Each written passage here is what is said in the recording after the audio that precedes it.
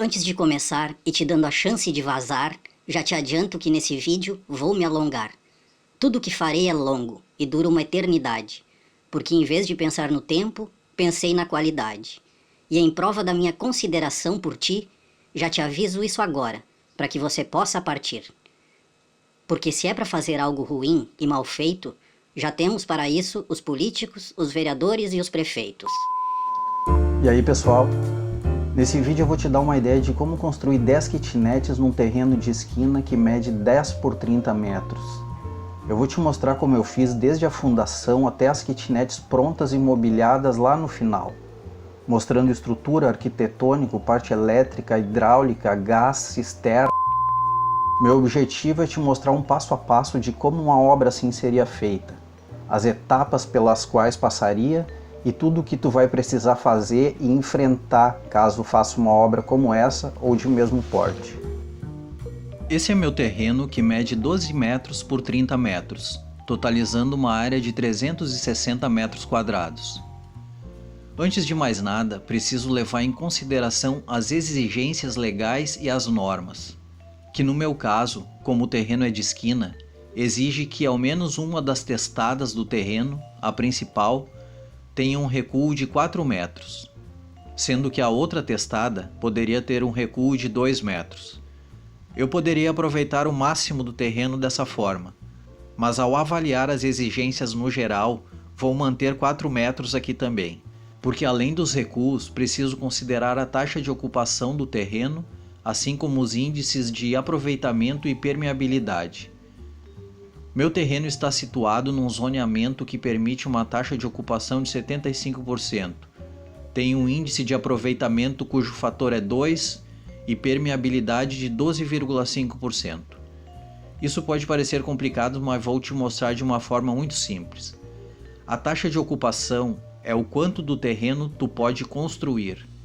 Então, se meu terreno tem 360 metros quadrados e a taxa de ocupação é de 75%, eu posso construir em 270 metros quadrados, ou seja, posso ocupar uma área de 270 metros quadrados no meu terreno.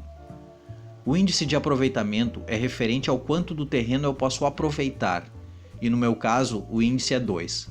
Dessa forma eu multiplico a área total do meu terreno por 2, que dá 720 metros quadrados. Mas como eu poderia ocupar 720 metros quadrados se a taxa de ocupação não permite? A gente faz isso criando um prédio com mais andares, que é o que eu vou fazer aqui. Também tem o índice de permeabilidade, que é a área do terreno que não pode ser concretada, não pode ter piso, que aqui é de 12,5%. E 12,5% de 360 metros quadrados equivale a 40 metros quadrados do solo que preciso deixar permeável. Aplicando esses valores, tu teria algo exatamente assim. É isso que posso fazer no terreno e por isso o afastamento de 4 metros desse lado é importante para mim. Perceba que, sem considerar isso, tu pode iniciar um projeto ou uma obra de forma totalmente errada já desde o princípio. O fato é que, dessa forma, consegui definir o espaço da minha obra. Feito isso, fiz uma análise no terreno e no solo, que se apresentou pedregulhoso e compacto, e com isso consigo fazer um pré-dimensionamento da fundação. Vou iniciar com sapatas que medem 1,50 m de lado, e para te ver como não tirei esse valor do nada, veja como eu fiz. Meu prédio vai ter o pavimento térreo, o pavimento 2, o pavimento 3 e a cobertura. Estou estimando um peso por pavimento de 1.000 kg por metro quadrado. Perceba que estou padronizando, já que, logicamente, no térreo o peso se acumula, então daria algo assim, mas que eu arredondei já que o valor fica o mesmo. Considerando o projeto, eu vejo que esse pilar está sustentando uma área de 15 metros quadrados, assim como este sustenta uma área de 7,50 metros quadrados, e esse 12,50. A minha referência deve ser o pilar mais sobrecarregado. Assim, eu faço os 3.000 kg por metro quadrado vezes esses 15 metros, que dá um valor de 45.000. Sendo que esses 45 mil, agora eu divido pelo índice de tensão admissível do meu solo, que é 2. Com isso obtenho um valor de 22.500, cuja raiz quadrada é de 150, ou seja, o 150 da minha sapata. Perceba que isso é um pré-dimensionamento e baseado nele vou padronizar minhas sapatas todas com o mesmo tamanho, sendo que aqui vemos que elas poderiam ter diferentes tamanhos, e assim pouparia material. Mas somente um estudo de caso no teu terreno pode determinar o que e como fazer. A altura da sapata eu defini fazendo a largura da minha sapata menos a largura do pilar na mesma direção e dividi por 3, que é o fator para termos uma sapata rígida, o que me dá sapatas chanfradas com meio metro de altura. Eu posicionei minhas sapatas de acordo com os pilares principais da estrutura. Minha viga baldrame já contempla não só o prédio, mas também já forma a sustentação dos muros. Após isso, lancei os pilares do térreo, onde teria um estacionamento com uma escada nessa posição, que leva para o segundo e o terceiro andar, onde teremos as kitnets. Eu tenho pilares de 20 por 30 nas extremidades e entre as kitnets, e pilares secundários com 15 por 30. Estes pilares eu calculei fazendo uma média entre todos os vãos e encontrei estes valores. E assim como no caso das sapatas, alguns pilares poderiam ser menores, assim como alguns, como esse aqui da frente, poderia ser maior, e isso serve para os tamanhos das vigas também. Porém, analisando o prédio como um todo e fazendo uma média, considerei esses valores adequados. Eu vou subir umas paredes que completam o meu térreo, sendo que além das vagas e da escada de acesso, deixei esses 2 depósitos nas extremidades. Vou fazer minhas lajes com EPS, o que garante ainda mais que minha fundação e estrutura vão dar conta. Mas nessa hora, numa obra real, tu deveria já considerar a parte elétrica e hidráulica, e a laje, antes de concretada, ficaria tipo isso. Lembrando que por cima tem uma malha pop que está amarrada, assim como os conduítes, antes que venha a capa de concreto. Aqui na frente tem esse corredor, que é a circulação e acesso das kitnets, medindo 1,20 m de largura, e está 3 centímetros abaixo da laje principal das kitnets, sendo que não coloquei pilares para sustentá-los, já que reforcei as vigas, que dão a sustentação necessária para esse caso. Também não quero mais pilares aqui embaixo, pois atrapalharia meu estacionamento e a circulação. Estes são os pilares do segundo andar, com 2,88 metros de altura. As vigas externas do prédio têm 45 centímetros de altura, enquanto que as internas têm 30, para a laje encaixar e ficar nivelada com essa viga externa. Uma laje de 15 centímetros de altura e as paredes de vedação têm 2,43 metros de altura até a viga, e o terceiro piso das kitnets é igual ao segundo. Eu coloquei todas as paredes, exceto as que dividem as kitnets, para te ver agora elas em destaque e perceber as kitnets se formando, com 5 unidades embaixo e 5 unidades em cima, sendo 4 antes da escada e 6 depois da escada. A cobertura do prédio é feita novamente com uma laje de 15 centímetros, onde terei esse volume que destinei ao reservatório de água que veremos logo mais. Acima tenho o telhado com telha sanduíche, que me permitiu uma inclinação de 10%, tornando minha platibanda proporcional ao volume total do prédio.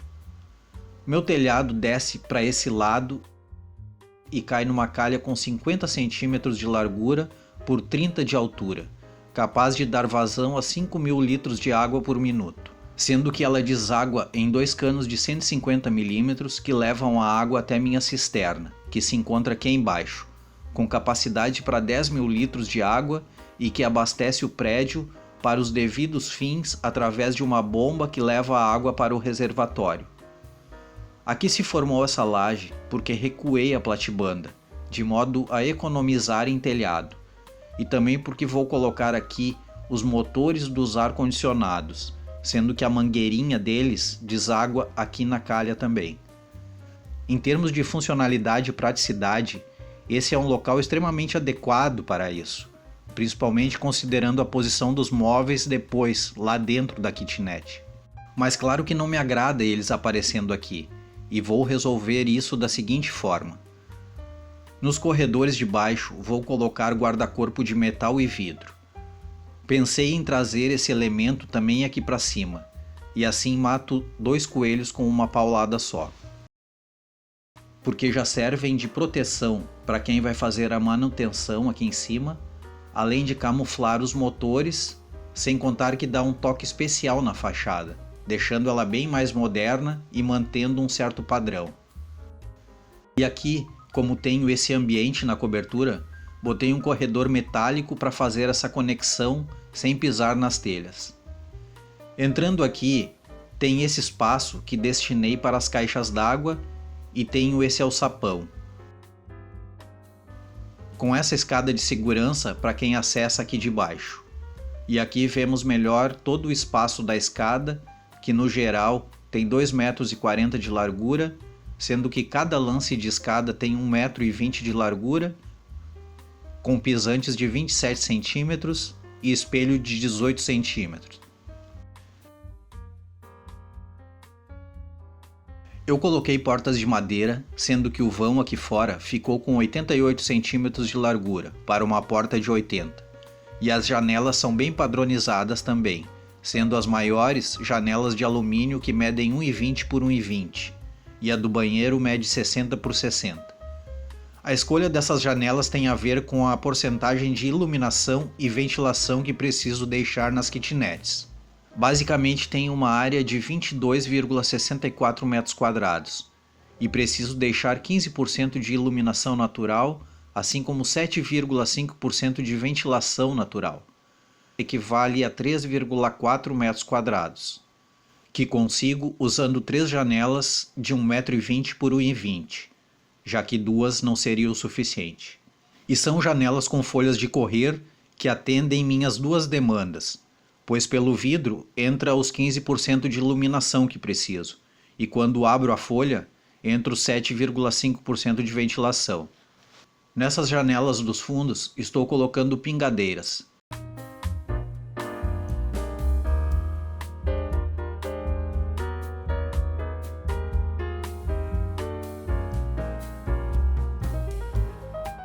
Assim como no perímetro dos corredores, para evitar que a água escorra na alvenaria. E para isso tu deve saber que elas precisam desse dente, que interrompe a passagem da água. Nessa testada do terreno, fechei com um muro que mescla partes de alvenaria e painéis de vidro, tudo com 1 metro de altura. Sendo que deixei o espaço para as lixeiras, assim como esse espaço para minha central de gás que veremos quando falarmos do gás. Seguindo para esse lado, tenho pilares em sequência com um espaço de 4,5 metros entre eles, com altura de 2,40 metros, onde colocarei portões eletrônicos, um para cada 2 moradores.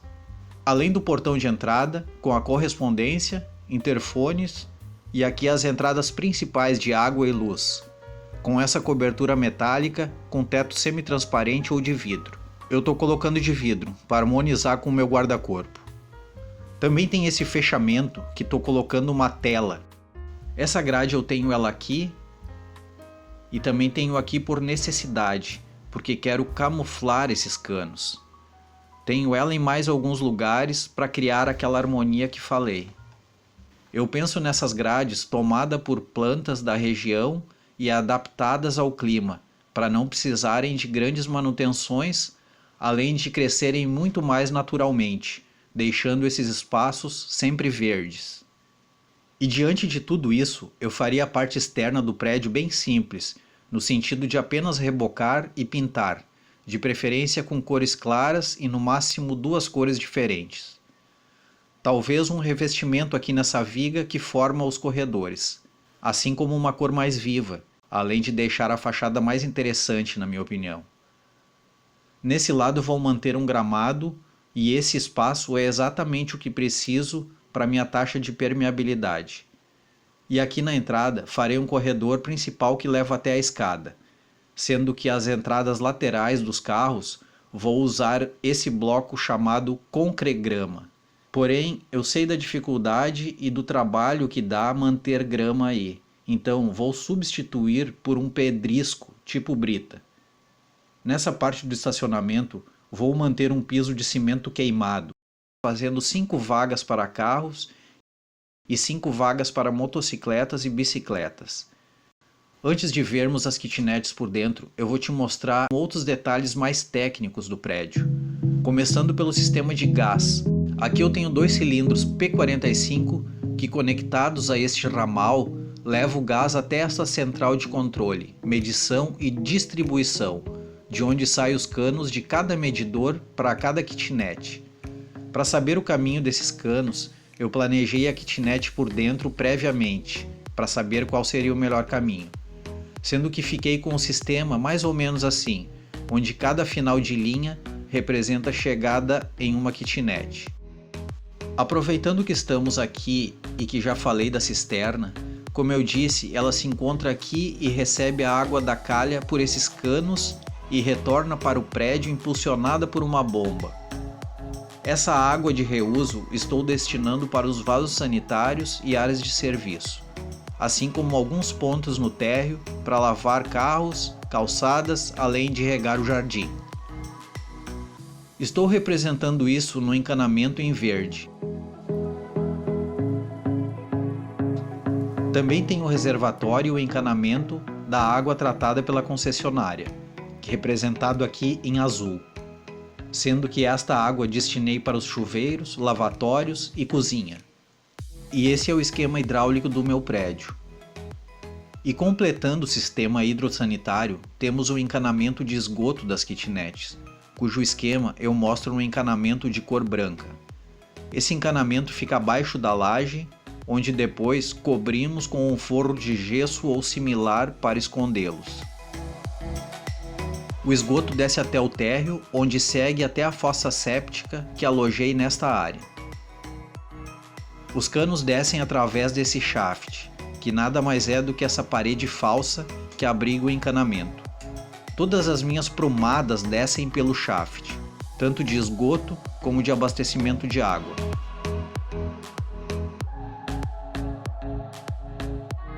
Agora vamos ver a parte elétrica, começando pelo esquema elétrico principal que alimenta o prédio e distribui energia para as kitnets. Basicamente temos o ramal de distribuição onde ligamos a energia geral do prédio, que pode vir pelo poste ou subterrânea. Essa energia chega até meu quadro geral de baixa tensão e vai até o centro de medidores. Daqui eu envio a energia para as kitnets, que dividi por andares, sendo que em cada andar tem uma caixa de passagem e distribuição que alimenta o respectivo pavimento. Aqui é referente ao térreo e a toda a parte comum do prédio, que inclui estacionamento, escada e cobertura. E nesses outros 2 pontos alimentamos as kitnets. Para o estacionamento e área comum do prédio, elaborei o sistema elétrico que abrange o estacionamento, depósitos, circulação e escada de acesso, corredores, cobertura e o jardim. Além das luzes, tenho algumas tomadas de uso comum para limpeza e demais serviços e afins. E o esquema elétrico das kitnets é da seguinte forma. Do distribuidor de cada andar, temos a ligação com cada kitnet, que possui seu próprio sistema elétrico. Vamos ver uma, já que são todos iguais. Eu tenho aqui o quadro de distribuição de circuitos, onde criei 8 circuitos, sendo em preto 3 circuitos diferentes, para chuveiro, ar-condicionado e torneira elétrica. Também tem 2 circuitos para as tomadas da kitnet e mais 3 circuitos para a iluminação. Claro que isso está baseado na posição dos móveis e eletrodomésticos que previ anteriormente.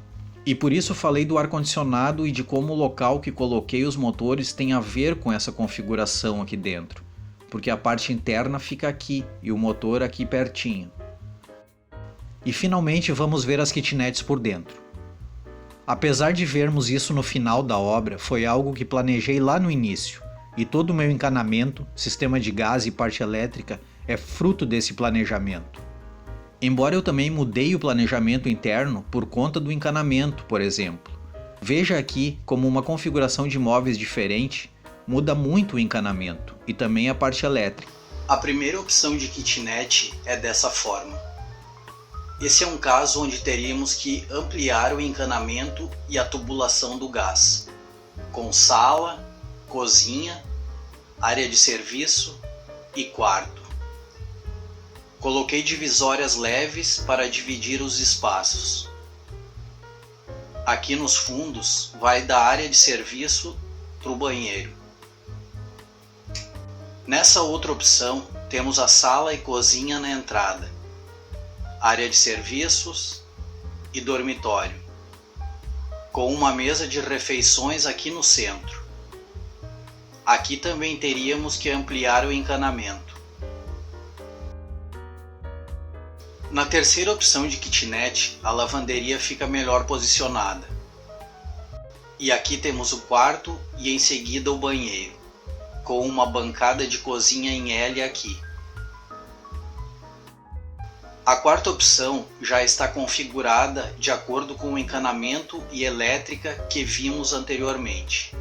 E nesse caso, o quarto vem aqui para a parte da frente, assim como a sala, deixando a parte dos fundos concentrada com cozinha, área de serviços e banheiro. E a quinta opção é a minha escolhida por um simples detalhe a mais. Além de uma boa disposição dos móveis e de poder concentrar o encanamento aqui nos fundos, achei importante termos esse espaço, que dá acesso à janela ao lado da área de serviços, e assim poderíamos estender a roupa de uma forma mais aceitável aqui fora. De qualquer modo, todas as opções são viáveis e funcionais, umas mais, outras menos, além de tantas outras que eu não fiz. Esse prédio de kitnets será construído num local próximo a uma universidade onde a demanda é grande, além de ter sido possível estimar os valores de aluguel da região, sendo que cada kitnet nesse padrão poderá ser alugada por R$1.000, sem a mobília, só o cômodo.